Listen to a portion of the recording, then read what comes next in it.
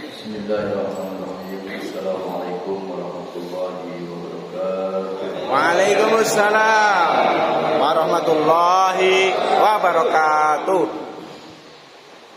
Alhamdulillah, alhamdulillahi arsala rasulahu bil huda wa dinil haqq yudhhiruhu ala dini kullihi walau karihal musyrikun. Asyhadu an la ilaha illallah wahdahu la syarika lah wa asyhadu anna Muhammadan abduhu wa rasuluhu la nabiyya ba'dahu wa rasul. Allahumma shalli wa sallim ala sayyidina Muhammad wa ala alihi wa sahbihi ajma'in, amma ba'du. Wa qala Allah ta'ala fil Qur'anil Karim, a'udzu billahi minasy syaithanir rajim. Bismillahirrahmanirrahim. Qul hal yastawil ladzina ya'lamuna wal ladzina la ya'lamuna innama yatadhakkaru ulul albab. Al-ayat wallahu a'lam bishawab. Wa qala Rasulullah sallallahu alaihi wasallam, "Man yuridillahu bihi khairan yufaqihu fid-din." Hadirin jamaah salat subuh yang dirahmati Allah Subhanahu wa taala, sebelum kita melanjutkan dari perkajian ini, mari kita bersama-sama kita awali pengajian ini dengan pembacaan surah Al-Quran, yaitu surah Al-Fatihah, yang mana mudah-mudahan dengan keberkahan surah Al-Fatihah kita dimudahkan pintu hati kita untuk menerima dari segala kebaikan-kebaikan yang datang dari Allah Subhanahu wa taala, sehingga kita mendapatkan pahala-pahala yang besar, dan mudah-mudahan kita selalu mendapatkan bimbingan taufik hidayah dari Allah Subhanahu wa taala. Amin. Ala hadiyah wa ala kulli niyatin salihah bil barakah al-Fatihah.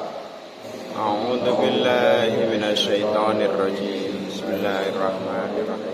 Alhamdulillahirabbil alamin arrahmanir rahim maliki yaumiddin.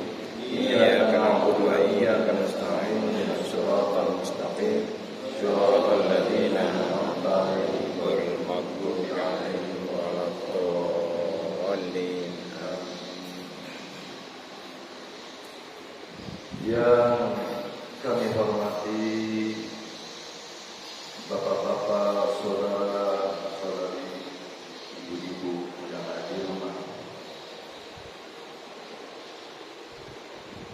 mudah-mudahan di pagi hari ini yang berbahagia kita selalu mendapatkan keberkahan dari Allah Subhanahu wa taala, dan mudah-mudahan kita selalu diselamatkan daripada Islam yang kita, iman yang kita, akidah kita, dari segala orang-orang kesyirikan, kemurtadan, kekufuran. Karena kita tidak tahu, dengan sebab ucapan yang tidak dipahami dengan dasar agama, dengan hati yang penuh dengan resah dan gelisah, akhirnya dengan mengutuk diri sendiri, mengutuk kepada Allah, dan perilaku itu juga kita tidak tahu bahwa apa yang dilakukan itu adalah bertentangan dengan agama. Oleh karena itu perlu kita berlindung kepada Allah Subhanahu wa taala atas dasar hal itu. Maka pada pagi hari ini kita berdoa, mudah-mudahan Allah Subhanahu wa taala selalu memberikan bimbingan kepada kita semua, menyelamatkan akidah Islam ini. Mudah-mudahan juga keluarga kita selamat daripada hal-hal yang tidak diinginkan, melenceng daripada dasar-dasar agama. Mudah-mudahan kita tetap menjadikan orang-orang yang husnul khotimah. Amin. Pertama-tama dengan kita panjatkan puja dan puji syukur atas segala kenikmatan yang telah diberikan kepada kita dari Allah Subhanahu wa taala, nikmat yang paling utama, nikmat yang paling besar yang tidak dimiliki oleh setiap manusia, hanya yang dipercayai, yaitu nikmat iman dan Islam, serta nikmat sehat walafiat yang diiringi dengan nikmatnya waktu. Alhamdulillah pada pagi ini, pada subuh ini kita dapat berkumpul bermuajahah haflah yang mulia ini dalam rangka telah melaksanakan sholat subuh berjamaah dan dilanjutkan dengan pengajian atau dengan sharing hidayah. Ini berbincang-bincang tentang agama. Mudah-mudahan di pagi hari ini kita mendapatkan hidayah dari Allah Subhanahu wa taala dan sehingga mendapatkan benar-benar ilmu-ilmu yang bisa menambah untuk meluruskan ibadah-ibadah kita, kehidupan kita kepada Allah Subhanahu wa taala. Karena diterangkan di dalam hadis tadi sabda Rasulullah sallallahu alaihi wasallam yang berbunyi, "May yuridillahu bihi khairan yufaqihu fid-din." Barang siapa orang yang dimaksud oleh Allah Subhanahu wa taala dengan kebaikan, maka Allah yufaqihu fid-din, akan diberi kepahaman tentang agama. Kenapa harus kita agama? Karena tidak ada lagi yang bisa menyelamatkan kehidupan ini adalah agama, baik kehidupan di dunia maupun kehidupan kelak di akhirat. Bagaimana orang yang tanpa agama, maka orang tersebut akan tersesat di dunia, tersesat di akhirat, apalagi di akhirat. Oleh karena itu, dan dikatakan di dalam Al-Quran yang berbunyi, A'udzubillahi minasyaitonir rajim, Qul hal yastawil ladina ya'lamuna wal ladina la ya'lamuna innama yatadakkarul albab. Qul, ucapkan Muhammad, hal yastawil ladina, apakah ada yang sama di antara orang-orang yang tahu dengan orang-orang yang tidak tahu? Gitu. Jadi kalau orang yang sudah diberikan pemahaman oleh agama, maka kita tidak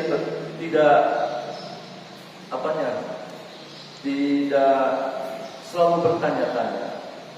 Yang diberikan pemahaman agama contohnya bukan karena dia pintar, bukan karena dia pintar berbicara tentang hadis, tentang Al-Quran segala macam, tapi yang paham di sini adalah dalam pelaksanaan. Contohnya begini, ini mudah-mudahan di sini adalah orang-orang yang diberikan pemahaman oleh Allah tentang masalah agama. Amin ya rabbal alamin. Pada pagi ini, di mana kita Allah berikan langkah kita untuk ke masjid, yaitu melaksanakan sholat subuh berjamaah, pahalanya luar biasa. Sholat subuh berjamaah itu pahalanya ibaratkan sholat satu malam penuh, sholat sunnah satu malam itu pahalanya dibandingkan dengan sholat satu malam itu berapa rakaat? Itu hanya 2 rakaat saja. Sholat subuh berjamaah masjid, ya, langkah ke masjid itu juga sudah mendapatkan dosa, mendapatkan penghapusan daripada dosa kita, langkah demi langkah. Dan dilanjutkan dengan pengajian seperti ini. Ini adalah suatu anugerah dari Allah Subhanahu wa taala, maka itulah salah satu orang yang diberikan pemahaman tentang agama. Kalau orang yang sudah memahami agama itu tidak berat lagi, tidak akan menjadikan pertanyaan lagi. Nah, seperti itu. Terus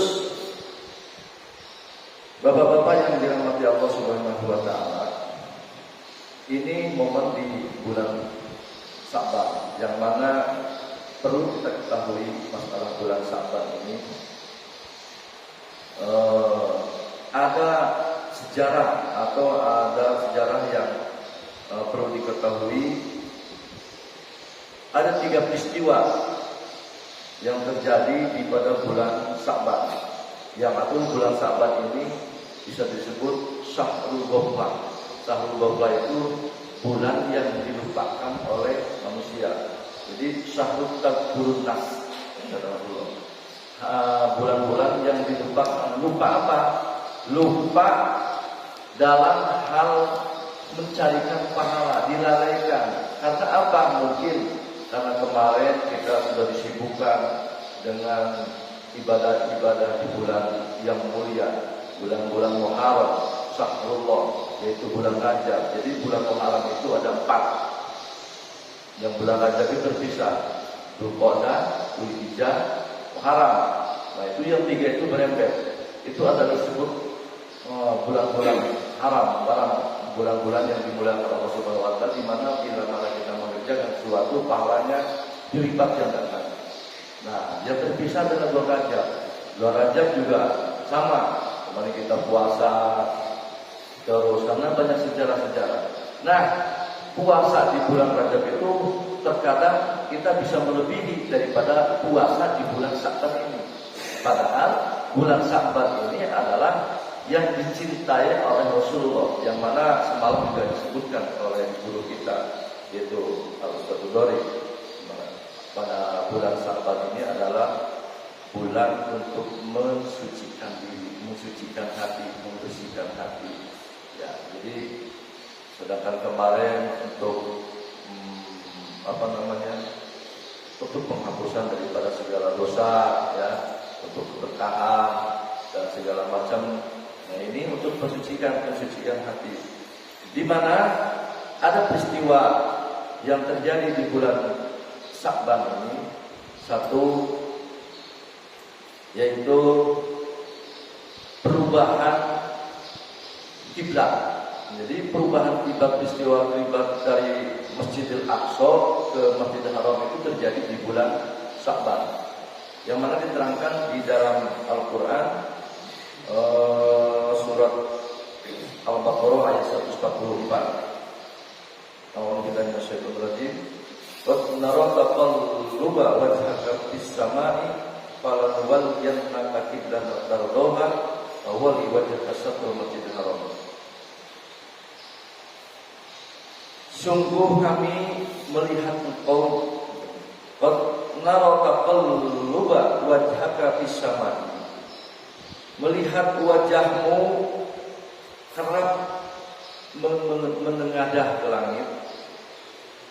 Falanwalliyannaka, maka sungguh kami akan memalingkan kiblatan, yaitu ke kiblat tardoha, yang kamu sukai, bahwa wajhaka satrul masjidil haram, palingkan wajahmu ke arah Masjidil Haram. Jadi zaman dulu itu masjid kiblatnya itu adalah Masjidil Aqsa. Nah, pada bulan Sa'ban ini perubahan ke Masjidil Haram itu di saat Rasulullah sedang menghadap ke langit. Maka Allah palingkan bahwa untuk menghadapnya itu, meminta itu adalah ke arah kiblat. Kiblatnya itu adalah ke Masjidil Haram. Nah, itu perubahan di saat itu adalah di bulan Sa'ban.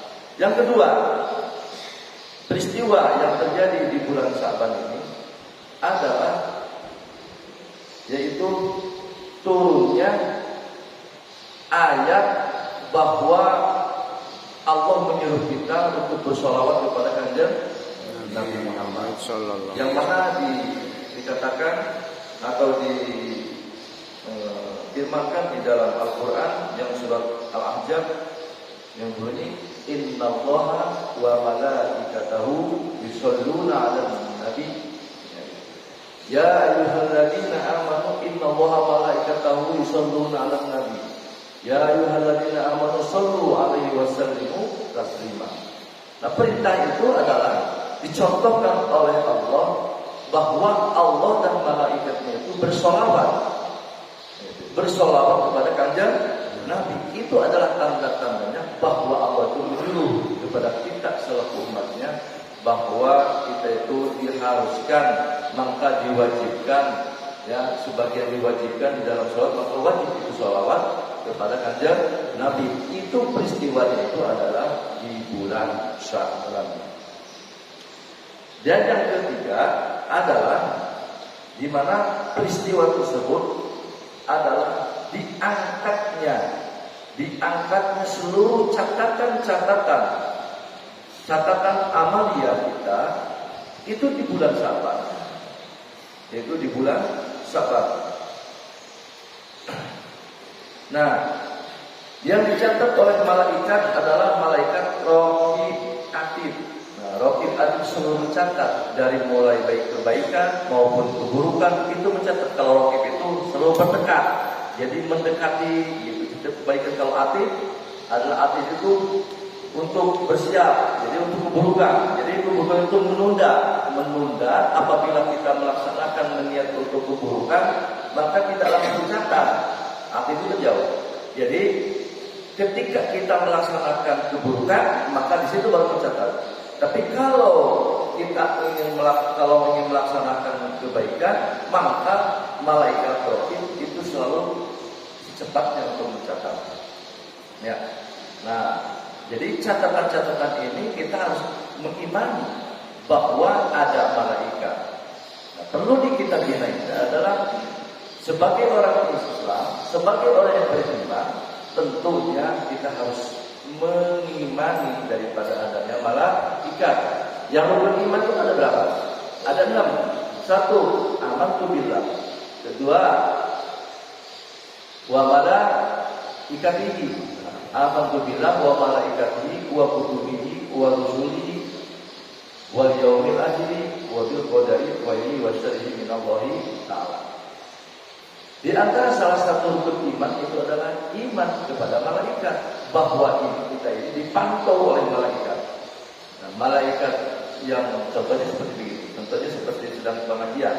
Sedang pengajian ini, itu Allah sudah mencatat dengan kebaikannya, dengan langkahnya.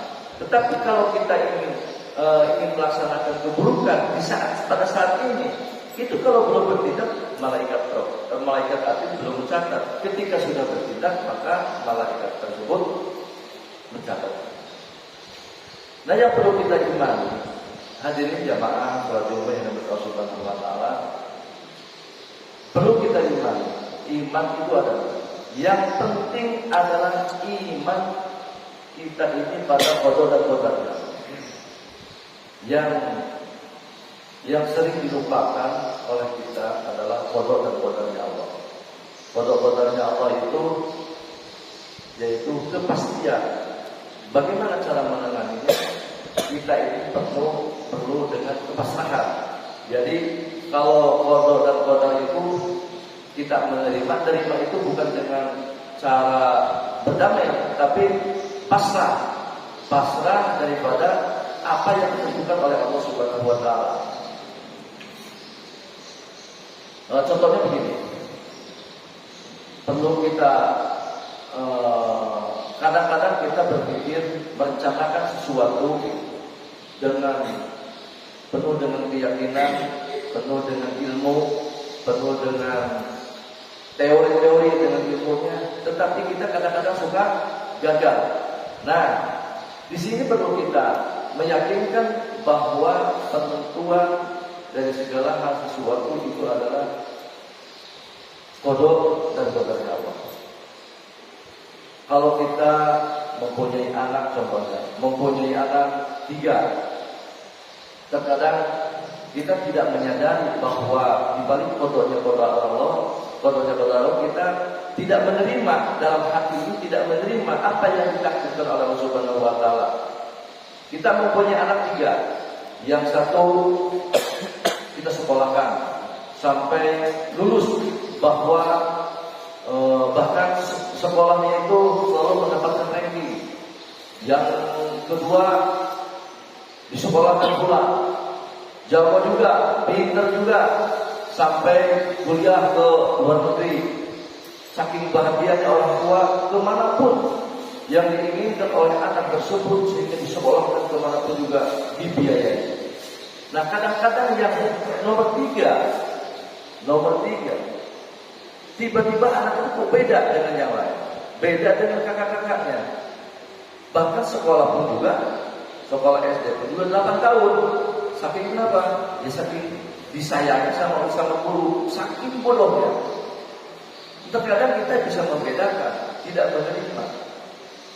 Yang satu disekolahkan sampai ke luar negeri, bahkan tingkatannya sudah melewati daripada sarjana, sudah decisif di Inggris. Atau yang satu lagi sampai ke Malaysia, ya. Terkadang di suatu saat kita tidak menyadari takdir bahwa anak yang ketiga itu sering diomeli, sering dikasih maki, sering dibanding-bandingkan dengan kakaknya.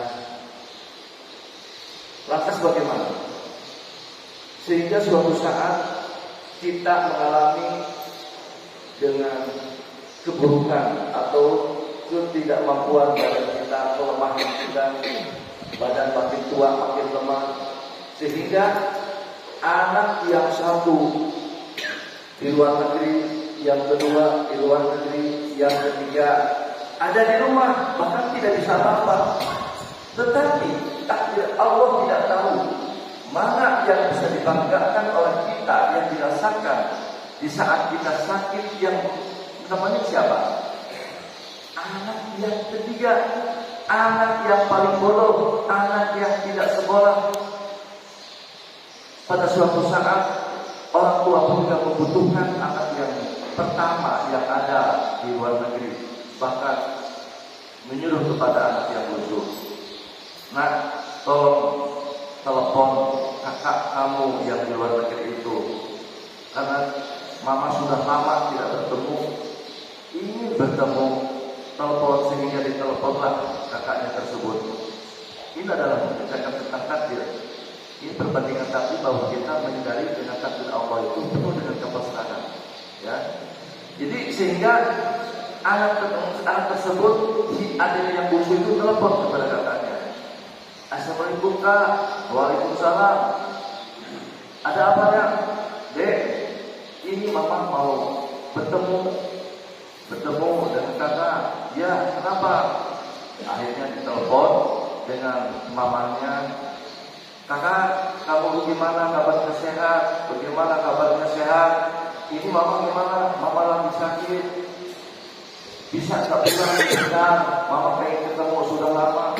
"Wah, mama sudah ada sama yang si bungsu, kan ada." Nanti istilahnya begitu, sama yang si bungsu. "Udah mama, biaya dari saya, bukan masalah itu nak. Kak, masalah uang tidak penting, yang penting mama pengen ketemu." Terkadang apa yang jawabannya? "Oh, nggak bisa, aku sudah di Inggris, sudah doktoral untuk menaikkan apa namanya ideal tersebut." Nah, itu apa yang dirasakan? Yang melayani tentu hanya si bungsu yang tadinya melihat selalu dihina, selalu dicaci maki. Coba nak telepon yang kedua kakaknya, akhirnya ditelepon kembali yang ada di Malaysia. "Maaf, ini sudah sibuk, sedang ada bisnis. Ini kalau kita dibatalkan, maka dan klaim akan membatalkan perusahaan kita." Itu selalu dengan berbicara seperti itu. Apa yang dirasakan orang tua melihat kepada anak yang bungsu? Masya Allah, tidak bisa anak yang ke satu, yang kedua juga kesibukan, yang ketiga melihat hanya anak si bungsu. Bahkan dalam hatinya seorang orang tua dalam berbicara lihat kanan, lihat kiri, lihat yang ada hanya si bungsu yang selalu dihina, yang selalu dicaci maki, selalu dibandingkan. Itulah takdir Allah. Bahkan dalam hatinya orang tua tersebut, "Ya Allah, kalau begini, yang dirasakan nikmat itu hanya dengan orang yang bodoh, hanya orang yang dihinakan setiap hari, setiap saat, setiap waktu, yang tidak dipandang mulianya, justru adiknya ini yang busuk, yang mulia, yang selalu mengabdi kepada kedua orang tua, bahkan mendoakan, ya Allah kalau begitu suruhlah anak tersebut supaya tidak berlanjut untuk di luar negeri. Kadang-kadang begitu. Masya Allah. Hadirin jamaah yang dirahmati Allah Subhanahu wa taala. Yang penting ini adalah catatan di mana bulan Sa'ban ini, kembali kepada bulan Sa'ban, kita akan diangkat oleh Allah Subhanahu wa taala catatan-catatan amal kita adalah pergantian, yaitu pergantian daripada amal, pergantian daripada catatan atau rapor, ya.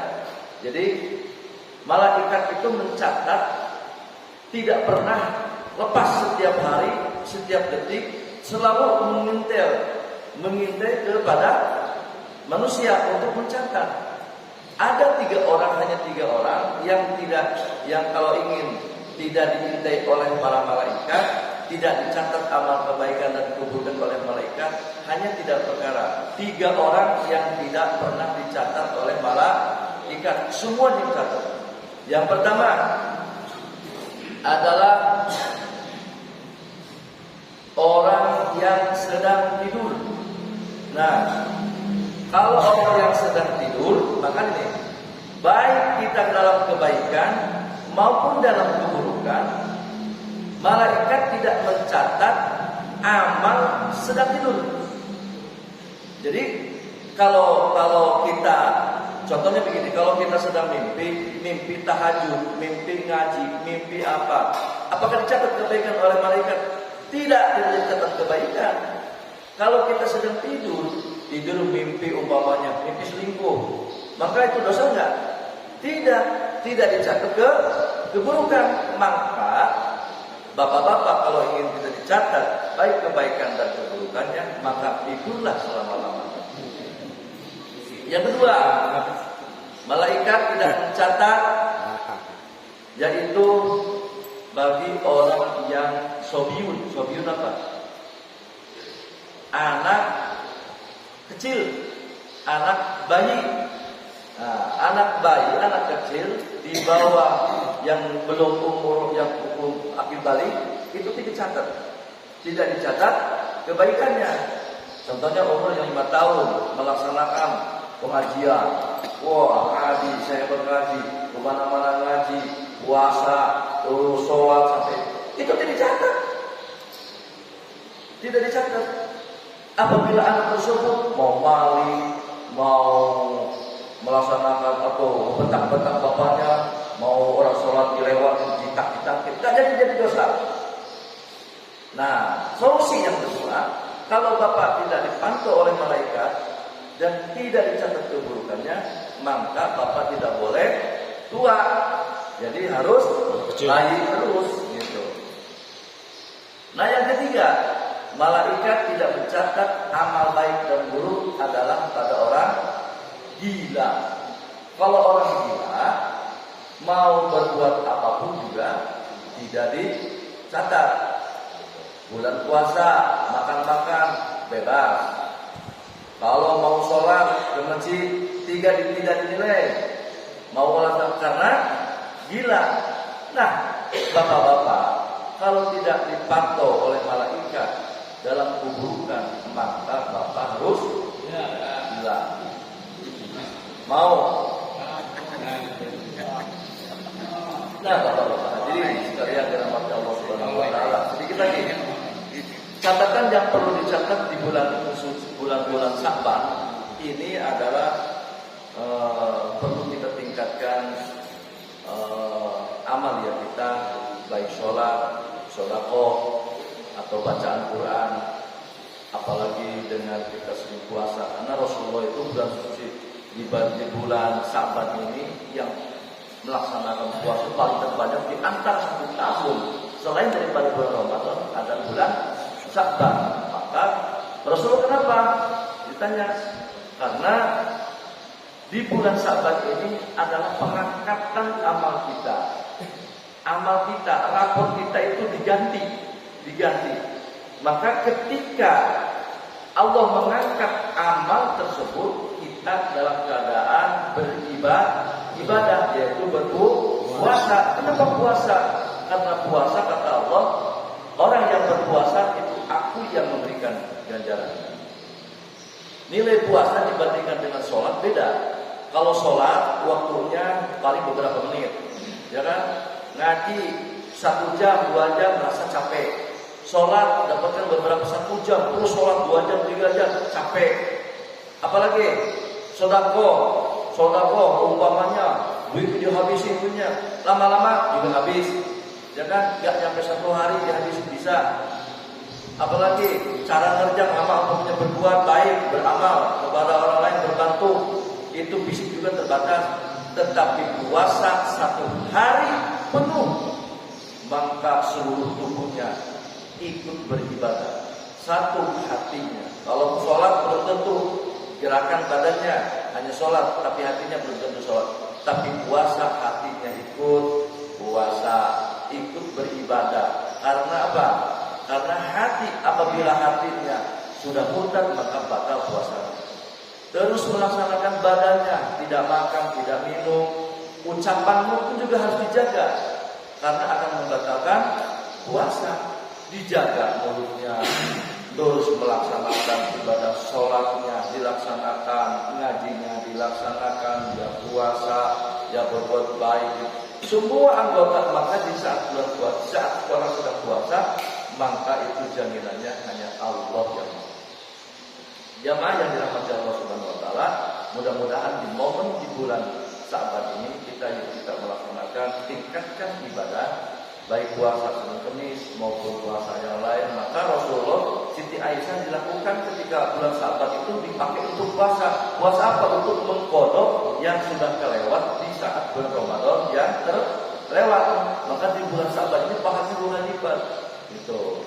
Jadi, nanti kapan pengangkatannya amal yang kita, catatan amal-amal kita, ramal kita.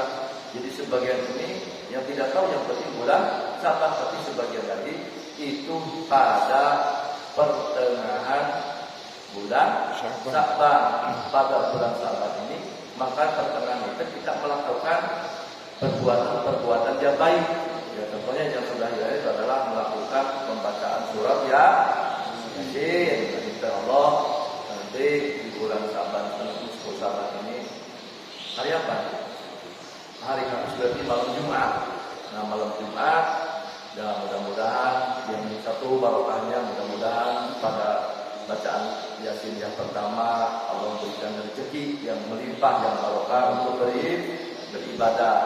Yang kedua, mudah-mudahan kita selalu dijaga, ya, dipanjangkan umur, selamat dunia, dan ketiga mudah-mudahan kita yang punya dosa dan menjadikan yang husnul khotimah. Insyaallah mudah-mudahan kita diberikan panjang umur sampai pada bulan suci Ramadan.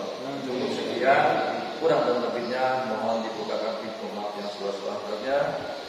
Allahumma biqila amirik. Wassalamualaikum warahmatullahi wabarakatuh. Waalaikumsalam warahmatullahi wabarakatuh.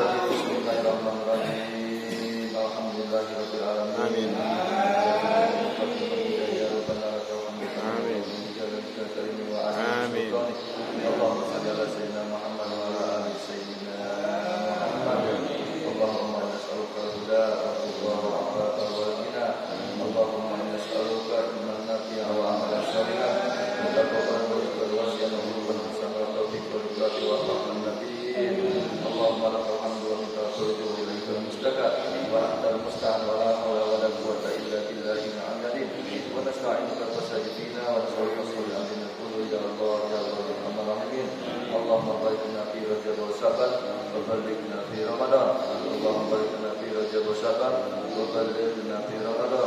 Allahumma barik lana fi Rajab wa Sya'ban wa ballighna fi Ramadan. Waghfir lana dzunubana wa hasina maqasidana fid dini wa dunya wal akhirah. Rabbana atina fid dunya hasanah wa fil akhirati hasanah wa qina adzabannar. Wa qina adzabannar. Wa sallallahu Muhammadin wa alihi wasallam. Alhamdulillahi rabbil alamin.